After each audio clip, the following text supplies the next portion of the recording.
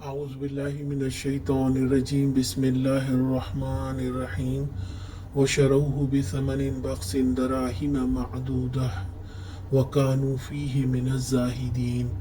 آخر کار انہوں نے اس کو تھوڑی سی قیمت پر چند درہموں کے عوض بیچ ڈالا اور وہ اس کی قیمت کے معاملے میں کچھ زیادہ کے امیدوار نہ تھے۔ بخس حقیر کم قیمت کو کہتے ہیں۔ پانی تلاش کرنے والے تو ان کو پہلے ہی مالی تجارت سمجھ لی بیٹھے تھے اور چھپائے پھر رہے تھے۔ انہیں ان کی قدر و قیمت کا اندازہ نہ تھا کہ وقت کا نبی ان کے پاس ہے۔ انسان کو غیب کا علم نہیں ہوتا، اسی لیے اس کی قیمت کا اندازہ نہیں ہوتا ہے۔ اس معاملے کی سادہ صورت یہ معلوم ہوتی ہے کہ برادران یوسف حضرت یوسف علیہ السلام کو کنویں میں پھینک کر چلے گئے تھے۔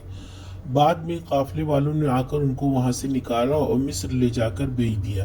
مگر بائبل کا بیان کچھ اور ہی ہے کہ برادران یوسف نے بعد میں اسماعیلیوں کے قافلے کو دیکھا اور چاہا کہ یوسف علیہ السلام کو کنویں سے نکال کر ان کے ہاتھ بیچ دیں، لیکن اس سے پہلے ہی مدین کے سوداگر انہیں کنویں سے نکال چکے تھے۔ ان سوداگروں نے حضرت یوسف علیہ السلام کو 20 درہم میں اسماعیلیوں کے ہاتھوں بیچ ڈالا۔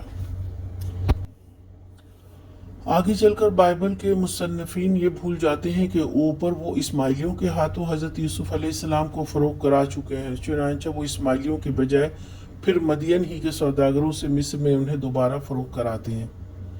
ملاحظہ ہو کتاب پیدائش۔ اس کے برعکس تلمود کا بیان ہے کہ مدین کے سوداگروں نے یوسف کو کنویں سے نکال کر اپنا غلام بنا لیا۔ پھر برادران یوسف نے حضرت یوسف علیہ السلام کو ان کے قبضے میں دیکھ کر ان سے جھگڑا کیا۔ آخر کار انہوں نے 20 درہم قیمت ادا کر کے برادران یوسف کو راضی کیا۔ پھر انہوں نے 20 ہی درہم میں یوسف کو اسماعیلیوں کے ہاتھ بیچ دیا اور اسماعیلیوں نے مصر لے جا کر انہیں فروخت کیا۔ یہیں سے مسلمانوں میں یہ روایت مشہور ہوئی کہ برادران یوسف نے حضرت یوسف علیہ السلام کو فروخت کیا تھا، لیکن واضح رہنا چاہیے کہ قرآن اس روایت کی تائید نہیں کرتا ہے۔ آج کا سوال، بخس کسے کہتے ہیں؟